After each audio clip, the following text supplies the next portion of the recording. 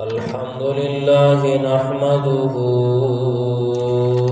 ونستعينه ونستغفره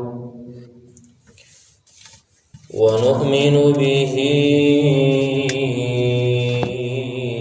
ونتوكل عليه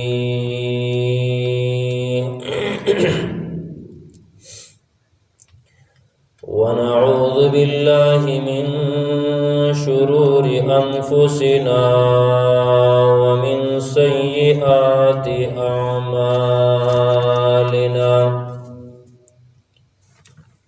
من يهده الله فلا مضل له ومن يضلله فلا هادي له وأشهد أن لا إله إلا الله وحده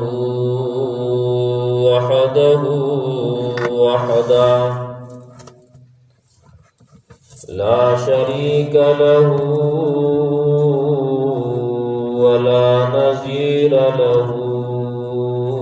ولا ولد له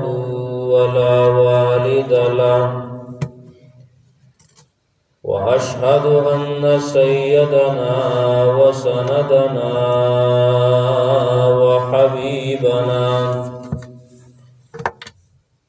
وحبيب ربنا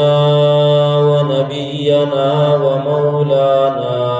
محمدا عبده ورسوله صلى الله تعالى عليه وعلى آله وأصحابه وبارك وسلم تسليما كثيرا أما بعد فأعوذ بالله من الشيطان الرجيم بسم الله الرحمن الرحيم يا أيها الذين آمنوا أنفقوا من طيبات ما كسبتم ومما أخرجنا لكم من الأرض ولا تيمموا الخبيث منه تنفقون ولستم بآخذيه إلا أن تغمضوا فيه واعلموا أن الله غني حميد وقال تعالى وهو الذي أنشأ جنات معروشات وغير معروشات والنخل والزرع مختلفا أكله والزيتون والرمان متشابها وغير متشابه كلوا من ثمره إذا أثمر وآتوا حقه يوم حصاده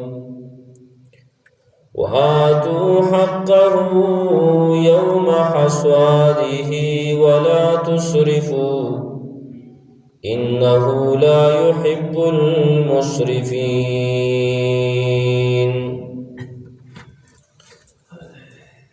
اللهم صل على محمد وعلى آل محمد كما صليت على إبراهيم وعلى آل إبراهيم إنك حميد مجيد اللهم بارك على محمد وعلى آل محمد كما باركت على إبراهيم وعلى آل إبراهيم إنك حميد مجيد. زما عزتمندو مسلمانانو اوریدونکو، الله رب العالمین چې دنیا ته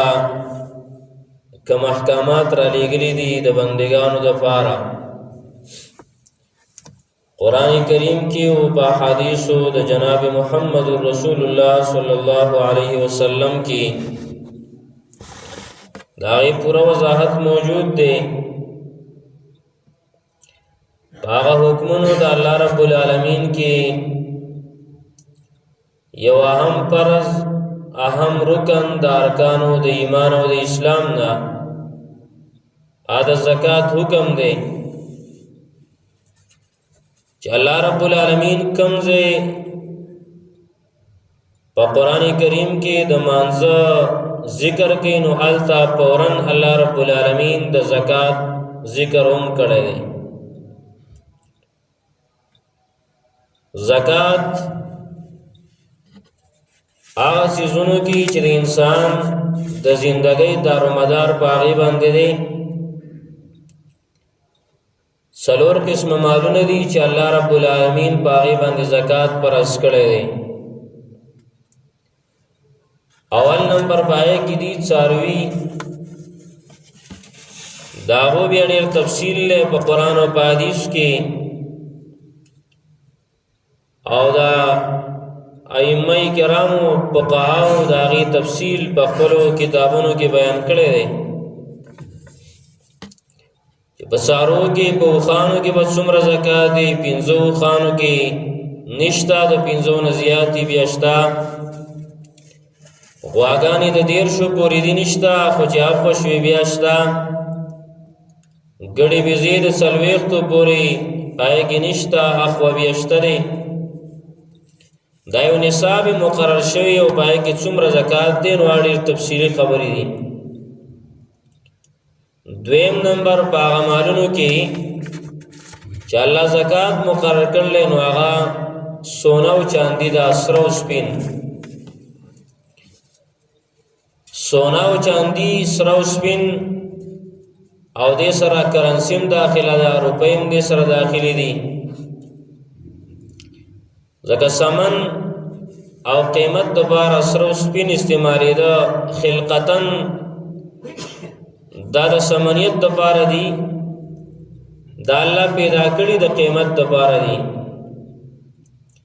بیا ځینې کرنسي به داسې وه چې جوړېده به د سرو نه،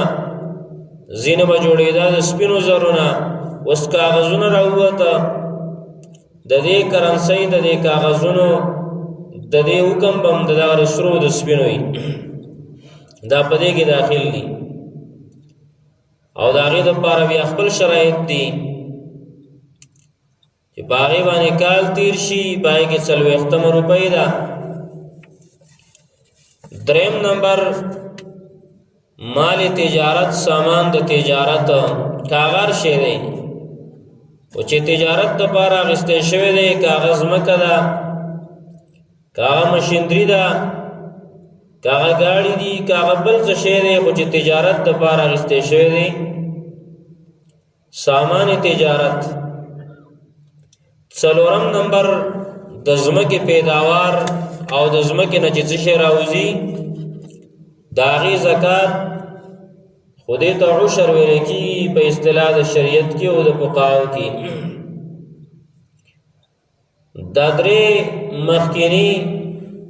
د دې تفصیل من نن نه کوو، نن څه نه څه خبره او لږ غونته کې وضاحت د دې اخرني د عشر متعلق کوو. چې څلورم نمبر کې هغه څیز چې د ځمکې نه کم راوځي، د ځمکې پیداوار دی، نو په هغې کې د زکات حکم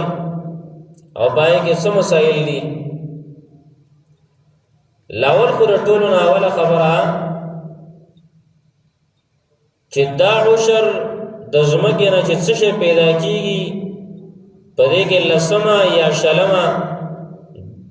10% یا 5% دا زکات ورکول دا د قرآن کریم نه ثابت دی او قرآن کریم کې الله رب العالمین د دې متعلق وایي یا ایها الذین آمنوا انفقوا من طیبات ما کسبتم اے مومنانو ولګوئ د پاکیزه هغه مالونه چې تاسو ګټل دي د عام زکات ته شامل شو هر قسم مال ته کاغذ سره سپین دي کاغذ کرنسی ده کاغذ مال تجارت ده او کاغذ څاروي دي مالونه دي خو ورپسې الله رب العالمین فرمایي ومما اخرجنا لكم من الارض او ځینې د هغې نه چې راویستلي موږ ستاسو دپاره د ځمکې نه د هغې نه هم ولګوئ بعضې ته ولګوئ ځینې ته ولګوئ ټول درنه الله نه علي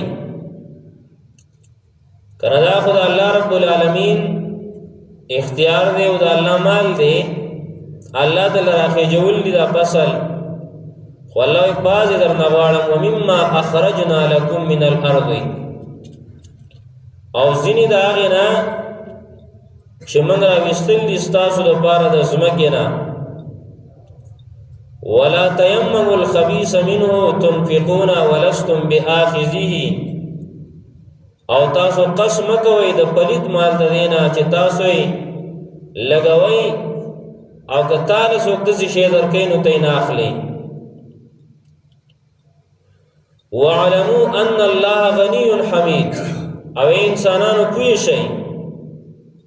دا واورئ په دې خبر شئ الله بے پروا دی الله غني ذات دی ستایل شوی ذات دی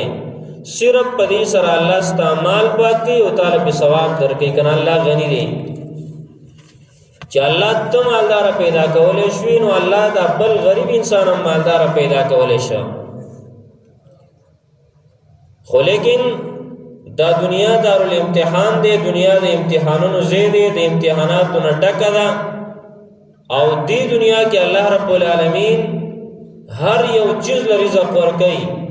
خو چاله په یو طریقه او چاله په بله طریقه غریبانانو لم الله رب العالمین رزق ورکوي مالدارو لم الله رزق ورکوي مالدار لې د دکان نه ورکي مالدار لې د کاروبار نه ورکي مالدار لې د تجارت نه ورکي غریب لې په دې طریقه ورکي څوک صدقه وکي څوک خیرات وکي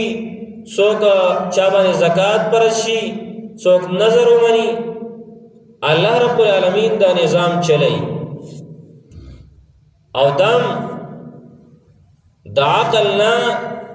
خلاف خبره ده چې انسان داسې سوچ وکړي چې دا ټول انسانان یو شان ولې نه دي پکار دی چې ټول مالدار وي غریبان پکې نه وي دا قرآن کریم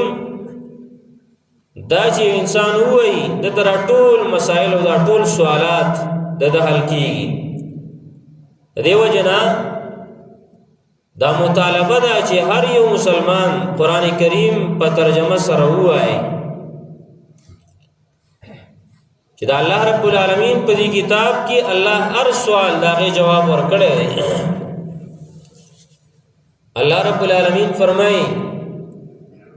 چې دا بازي مالداران او بازي غریبانان دې د لپاره ما پیدا کړل نظام خرابيږي نظام برباديږي ځکه بازي چې بګي غریبان دي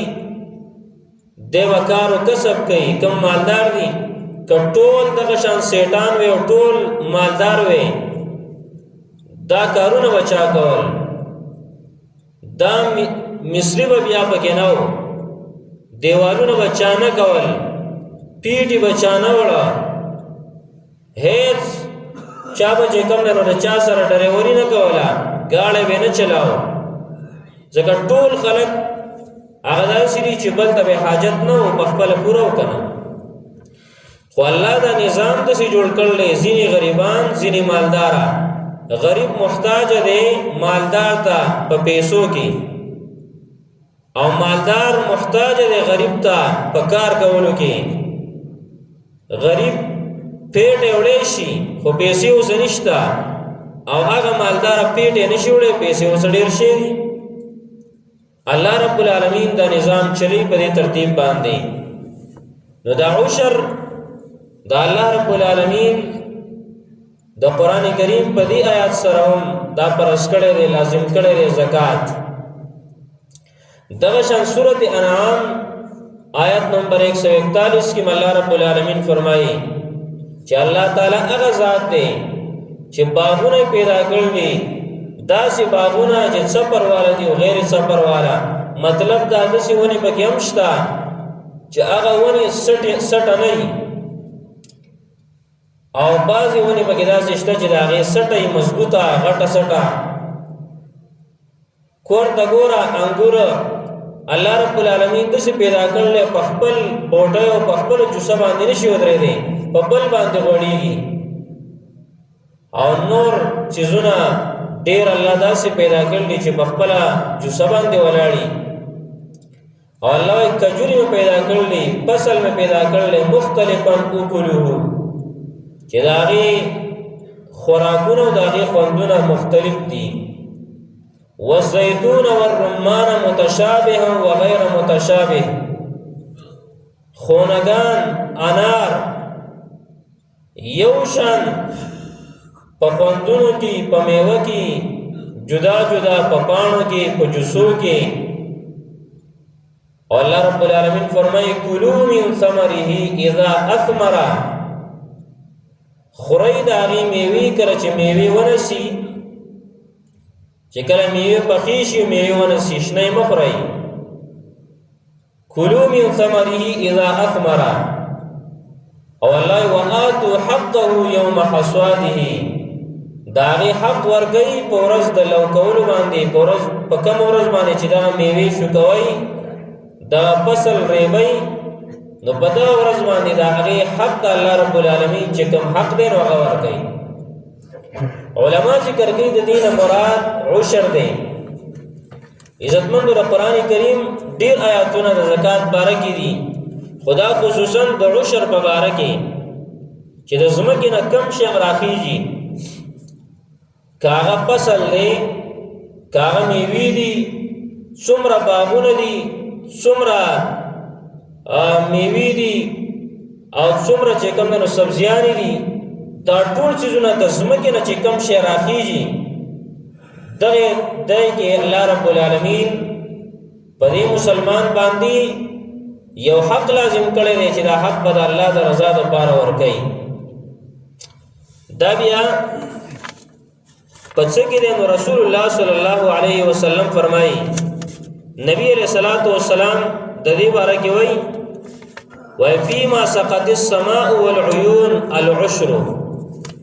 کم شی چې په باراني اوبو باندې اوبه کېږي، یا د سیند په اوبو باندې،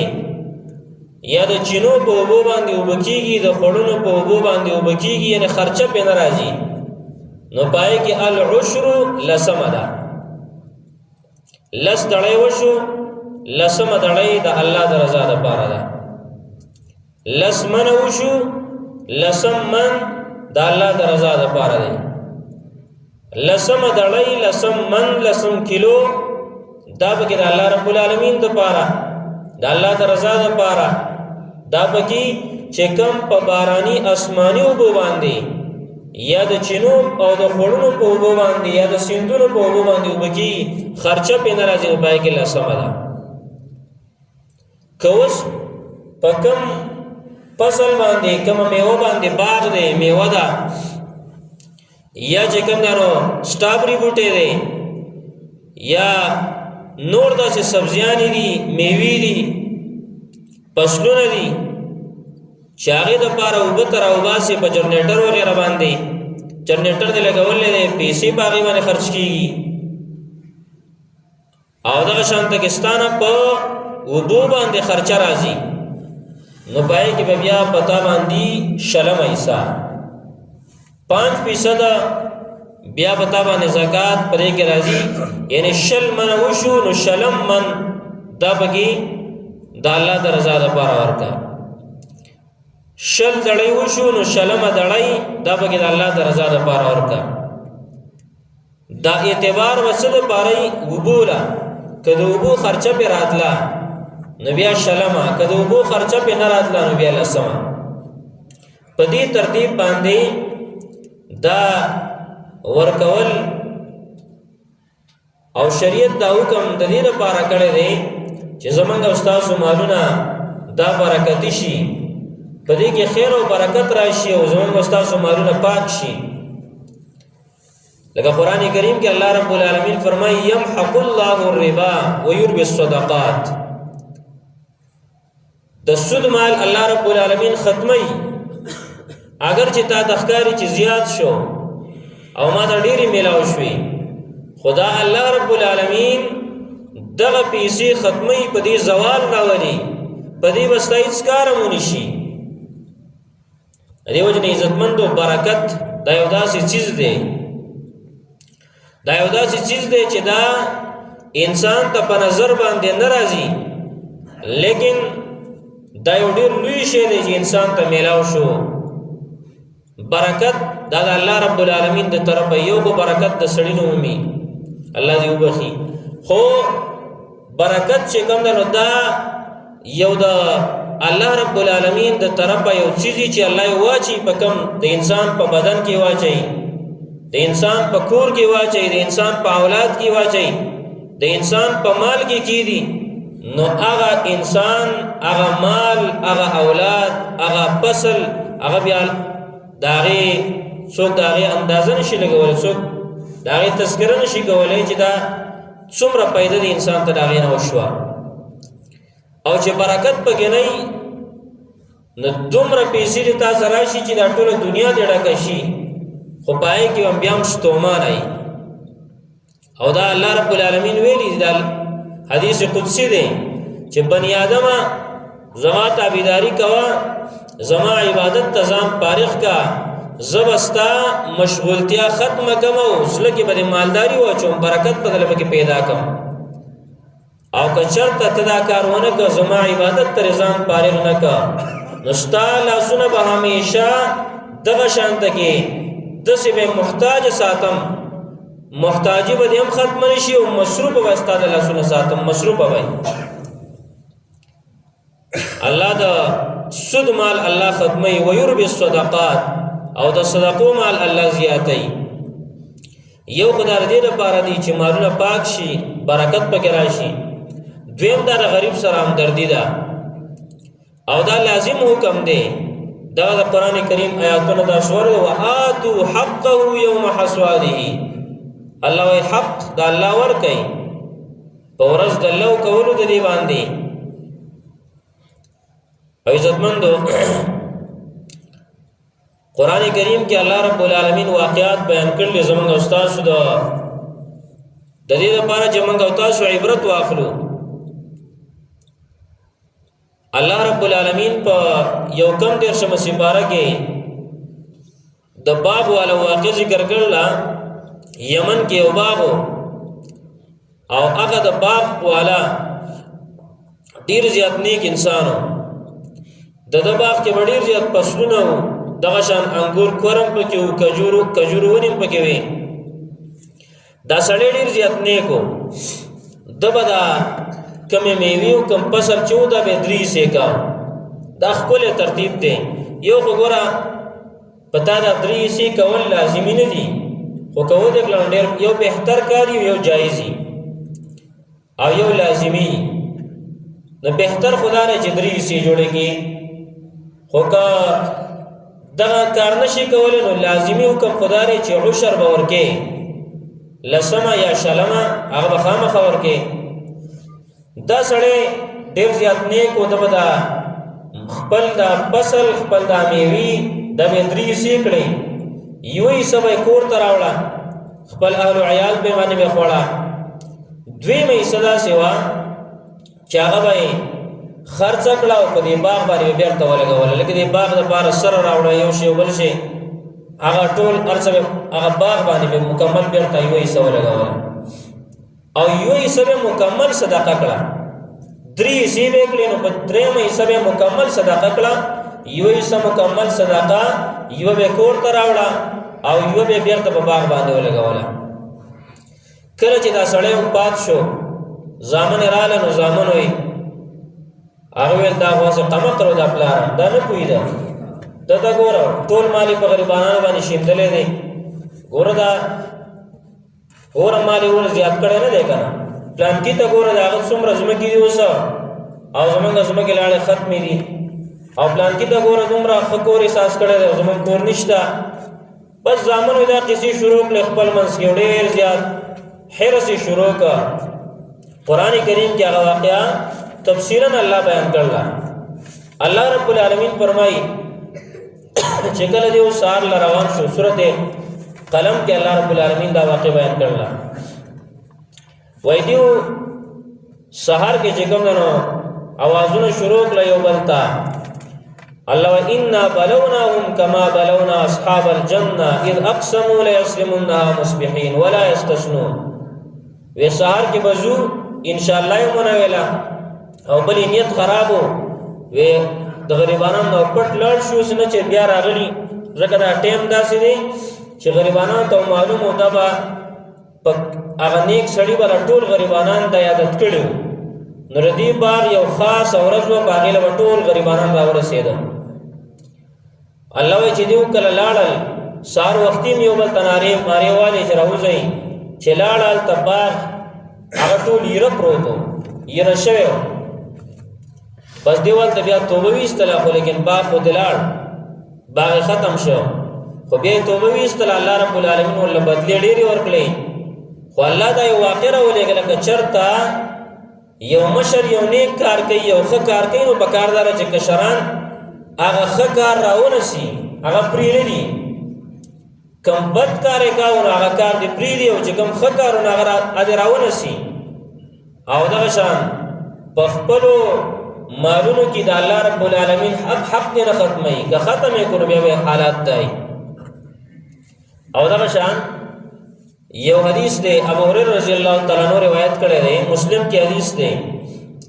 نبی علیہ الصلوۃ والسلام فرمایل چې په مخ کې زمانہ کې بنی اسرائیل کې وسړیو بنی اسرائیل د خپل دور چې کله تورات منون کیو د انجیل منون کیو او د موسی علیہ السلام دور خپل ټیم کې دیو په ټول مخلوقاتو کې غوره خلق بنی اسرائیل وس د ټولو نه شریان خلق بنی اسرائیل دي که الله تبارک خدا په خپل زمانہ کې الله رب العالمین په قران کریم کې څو څو ویل دي وانی فضلتکم علی العالمین ای بنی اسرائیل په ټول مخلوق باندې ما تاسو غوره کړی کله چې دا امت نو پیدا د محمد رسول الله صلی الله علیه وسلم دا بنی اسرائیل دا په ټول دنیا په ټول مخلوق باندې غوره خلق خدا الله نه پرمانی وکړه دا الله حکم یې ونه معنا آخري پیغمبر نے انکار وکړه د قران نه انکار وکړه نو په مخ د زمکه بدترین خلق هغه اوس بنی اسرائیل نبی علیہ الصلوۃ والسلام و یو سړیو پکې هغه سړی وای پر پغره کې دی ځان لګرځي راګرځي غره کې لرګي مرګي کول په اسمان کې وریځ راغلا ګړزلو شروع شو په دې ګړزاري کې په دې وریځ کې داسې ویل شو ویا فلان اسق حدیقه فلان پلان کیا لاړ شو د پلان کې باغ وبکا د پلان کې باغ وبکا دا سړی نوم واغستل شو یا باغ ول وبکا وای په دې کې چې کله دغه سړی وای ما دا आवाज واورید ګړز ډو زیاتې ده په دې کې باران را شروع شو او باران په یو جبه کې په یو داسې ځای کې باران چې کوم په یو ځای کې راجم شو هغه اوبه راجم شوې او بیا په لختو کې روان شوې وای زه په دغه اوبو پسې روان شوم چې دا اوبه چېرته ځي نور ځای باندې شین دی او چېرته دا اوبه چېرته روانې دي زه پسې روان شوم اوبه په دې پردې کې روانې دي چې مخکې لاړم یو سړی ولاړ دی بیلچه ورسره ده او خپل باغ ته اوبه تاوی وی زه ورلم ما ورته یا فلان یا عبدالله مسمک ای د الله بنده ستا نوم څه دی هغه ما ته وی ولې زما د نوم سره څه کار دی لم تسألونی عن اسمی زما د نوم باره کې ولې تپوس کوي ځکه ناشنای کس جان تپوس کې نوم دې څه دی خامخا ولې خیر خو بعضې کې ګپ مو لږ شناخت کارت خورال نه جوړی نو ولې دا نوم تپوس ولې کې هغه د نوم تپوس چې کوم نو ځکه کوم ما داسې په اسمان کې په وریځ کې داسې یو اواز واورېده او یو نوم یې راته ویلی دی چې هغه نوم والا ته خو نه یې هغه نوم ووایه او هغه نوم والا وی دغه په اسمان کې ویلی شوی دی او دا ما واورېدو الله را باندې واوراو او ویلې چې لاړ شي د پلانکي باغ چې کوم دی نو هغه وبکه وی ته څه عمل کې څه وجه ده چې په اسمانونو کې د الله رب العالمین د طرف آواز کېږي د پلانکي باغ وبکئ هغه وی زما څه نور داسې اعمال هغه یم مسلمان یم خو چونکې زه خپل د دې باغ نه چې څه راوځي کم پیداوار راوځي نو دا زه درې سېږم نو هغه د یمن والا چې کم باغ والا مالک و ابتداءً هغه شان کار یې کوه فاتصدق بثلثی درې سېږم نو یوه حصه صدقه کم واکل انا وعیالي ثلثا او یوه حصه زه او زما کولمه وخورو وارد فیها ثلثا او یو حصه خرچه کم او بیرته په دې باغ باندې ولګوم په باغ باندې په خرچه وکم نو دا کار کوم دیو جنا الله رب العالمین په دې کې برکت اچولې نو ګوره که چېرته انسان د الله رب العالمین حق ورکوي د باغونو نه او دغه شان د میوو نه د ځمکې د پیداوار نه الله رب العالمین د طرفه به د هغه په مال باندې د هغه په رزق باندې به الله برکت راولي او ملائکو ته الله رب العالمین باقاعده باران ته الله حکم کوي د پلانکی باغچه د پلانکی باغ د پلانکی فصل هغه د خوشي هغه د آباد شي بیا چې کوم نه هغه ته ډېر مهنت ته هم ضرورت نه وي د دې وجه نه که انسان دغه ترتیب نشي کولی چې خپل مال ټول پیداوار درې سېږي نو کم از کم هغه د الله حق چې دی هغه خامخور کې پای کې کمې کوتاهي پای کې ونه کړي دغه اکثر خلک کمې کوي دې وجه نه کم څه چې راخېږي مثال په طور مخکې جوار شي یا آینده کې اوس کمې میوې دي او دغه میوه والا دغه د چا دا میوې دي دغه شانته کې د سټابري بوټي اوس ترتیب شروع دی دین علاوه دغه املوکان دي دا څومره د ځمکې چې څه شی د هغې نه راخېږي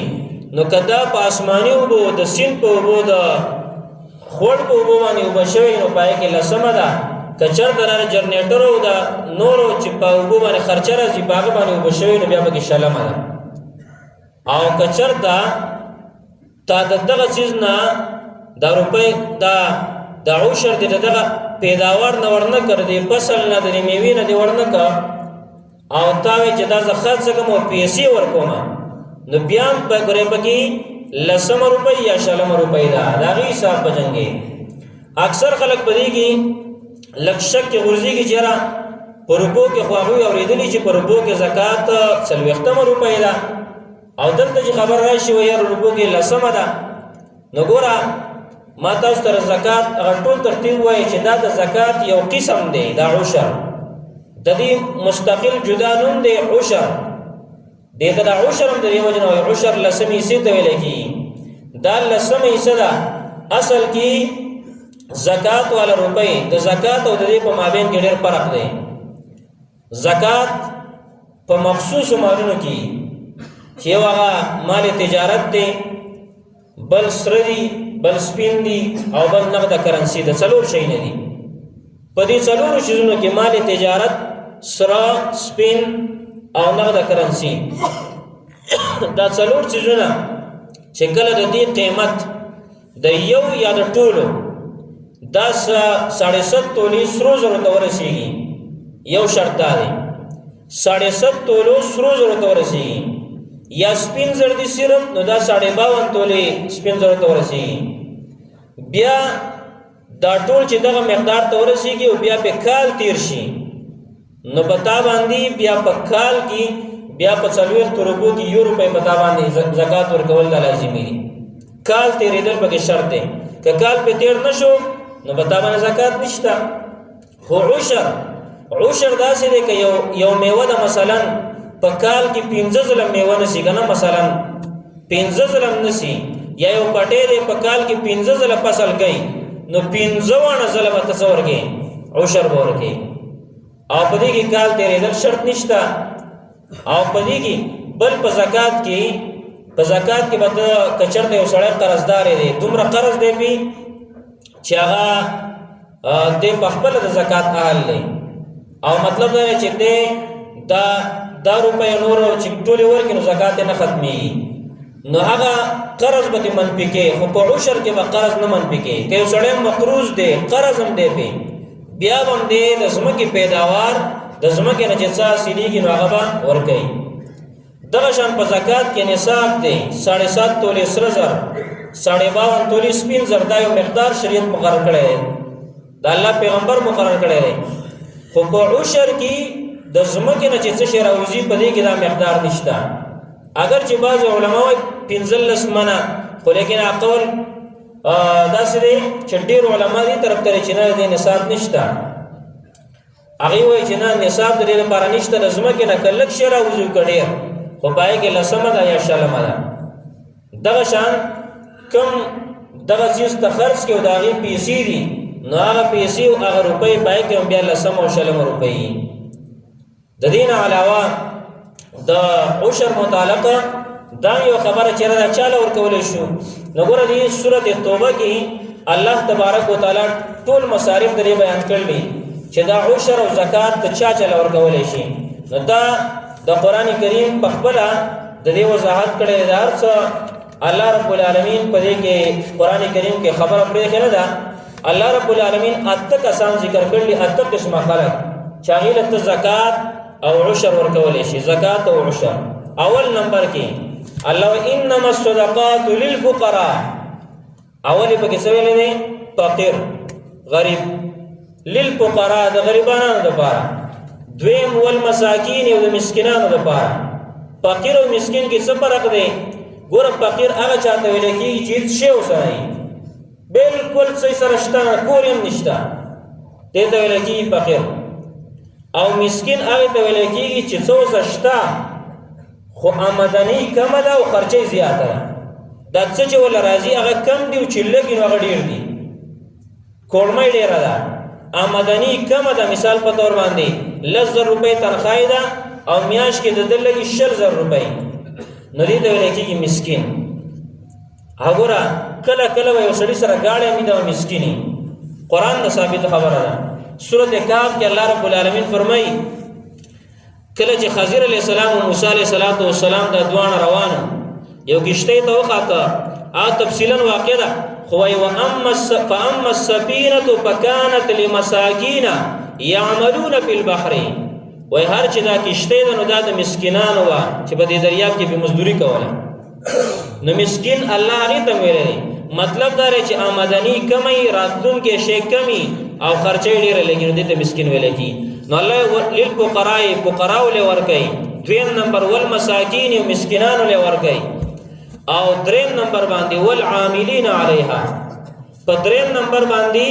والعاملین علیها چې څوک دا صدقې او زکاتونه راغونډونکي دي، اگر چې هغه مالدار دی خو هغه چون کې د هغه خپله مزدوري کېږي که نه، یو سړی ګرځي، دا اسلامي حکومت خبره ده، یا د یو کلي والا د یو علاقې والا داسې یو انتظام جوړ کړي چېرې زکاتونه او عشرونه به ټول یو ځای ته راجمع کېږي او بیا به دې ځای نه لګو. نو دا څوک چې پسې ګرځي الله وایي دیو باندې هم زکات کېږي، دیو له دې مزدوري ورکوي. او دغه شان څلورم نمبر باندې والمؤلفة قلوبهم، هغه کسان چې د هغې زړونه مایله شوي دي، یا اسلام ته مایله دی، کافر دی، خو ته وایې چې یاره دا غریب دی نو عشر او زکات دا ورله ورکوو چې دی مسلمان شي. او دی باندې کافر ډېر عمل کوي. ډېر خلک یې هندوان کړه، سیکان یې کړه، او عیسایان یې کړه، قادیانیان یې کړه دې پیسو د وجه نه. نو الله وایي ای مسلمانان تاسو دا کار وکړئ، هغه کافر هغه له عشر او زکات دا شي نه ورکوه د دې لپاره چې هغه اسلام ته رامتوجه شي. بل والمؤلفة قلوبهم چې د هغه زړه کفر ته مایله شوی دی او دې د پیسو د لالچ د وجې نه کفر ته ځي، نو تاسو له زکاتونه او عشرونه ورکوئ چې هغه منع شي. او بل وبالرقاب په آزادولو د څټونو کې یو سړی بې ګناه په جیل کې پروت دی هغه ټیمونو کې غلامانو اوس بې ګناه په جیل کې څوک پروت دی په هغه پیسې لګي خرچه پې راځي نو الله وایي هغه کې هم د زکات او عشر لګولی شي او بل والغارمین قرضداري مقروض هغه هم د زکات ورکولی شي چې کوم سړی قرض وکړي خطی دی او ورپسې 1 نمبر دا ګوره 8 قسمه خلک الله ذکر کوي نو ټول واورئ 1 نمبر وفي سبيل الله فلار د الله تعالی کې لار د الله نه مراد د جهاد په سبيل الله دی چې مجاهدین له مور کول شي مجاهد داغه خرچه پیوشي او بل 8 نمبر وابن السبيل د لار مسافر کې بیا طالب العلم هم راځي طالب العلم دغه شاندګي د لار مسافر یو سړی په لار روان دی خرچه وسه ختم شوی ده کرایه ور سره نشته هغه هم ورکولی شي د عامو صدقونه علاوه دا عشر او زکات هم ورکولی شي ابن السبیل دا مصداق جوړېدی شي یو سړی دی په دغه د عشر په دې روپو باندې د زکات په روپو باندې په لاره کې د مسافرو دپاره یو مسافرخانه سازه کړله یا انتظارګاه جوړ کړه چېرې د ګاډو انتظار به دلته کوي ځان له داسې زکات په روپو جوړ کړه بالکل جایز دغه شان په دغه عشر روپو باندې لږې روپۍ دي سړي کولر واخیستو هغه چې کوم نه په لاره کې کېښودو مسافر به راځي په دې نه به اوبه څښي دغه هم کولی شي دا شریعت چې کوم نه 8 قسمه خلک بیان کړل چې په دې کې دا عشر لګولی شي او دا زکات چې کوم نه دا لګولی شي دیو جن دای مصارف شو په دې ځایونو کې لګولی شي او دین علاوه نورم ډېر مسائل دي بیا یو دا خبره چې زکات ګوره په غریبانانو کې مسکینانو کې اگر چې فقیران دي مسکینان دي خو چاله نشي ورکولی نو دې لپاره لنډه خبره دا واوره چې ګوره د چا سره ستا رشته د ولادتي لکه تر چانه پیدای یا ستانه څوک پیدا دي نو باغی باندې زکات او عشر نه کیږي ستانه څوک پیدا دي یا تر چانه پیدا یعنی ستا زامن ستا اولاد او ستا پلار نیکه دیو باندې نه کیږي او د ښځې او د خاوند په یو بل باندې زکات او عشر نه کیږي د دین علاوه چې څومره مسلمانان دي یعنی ورور بل رور ورکولی شي ورور خور ورور لا دا بالکل ورکولی شي چېرته غریبانانی د دې اهلي او د دې لایقي او دې ورکول جایز دي بیا په دې کې اکثر خلک دا یاره مثال په تور باندې یو کور داسې دی چې زوی جدا شوی دی دا ځینې ته زوی جدا شوی دی مستقل د هغه خرچه جدا ده د هغه کور جدا دی مستقل زوی جدا دی اوس د پلار نه خو چونکې د پلار خرچه جدا ده او د زوی جدا ده نو آیا د پلار یې اوس د زوی له ورکولی شي نو بالکل نشي ورکولی ځکه که دا زوی دا 20 ظلم جدا شي د پلار نه کنه خو د زوی د مال د پلار دی بس که زوی پکې منی او کنه منی دا د پلار دی د نبی علیہ الصلوۃ والسلام یو صحابي ته ویلو و انت ومالک لیبیکا هغه لراغه د الله پیغمبره زما پلار راضی او زما د مال نه چې شي خوښ شي بسوړي هیڅ پروا نه کوي اخر ډیر دیوړي نبی علیہ السلام ویل دی نشي منا کوله انت ومالک لیبیکا ته استعمال ټول سره پلار دی نو پلاران د خپل زامنو داغه د اجازه نه بغیر داغه مال اغستل شي مثلا نشته دا داغه زوی دی که 20 ځله هغه وایي زه جدا یم ماده سي مخدا په شریعت په اصطلاح کې جدا نه دی دغه شان یو ځمکه ده هغه شراکت د پلار په ملکیت کې ده نو اگر چې دا ورونه جدا دي خو چون کې دا ځمکه خو د پلار ملکیت دی که ځمکه تقسیم شوی وه بیا د ځمکې پیداوار یو بل هغه عشر او زکات ورکولی شي خو چې کله ځمکه جدا نه ده د پلار ملکیت دی د پلار ده نو دا خو د دقه ځمکې نه دا فصل راختلی دی دا یو رور بل رور له عشر او زکات پرې کې بیا نشي ورکولی دین علاوه نور هم ډېر مسایل دي الله رب العالمین دې موږ له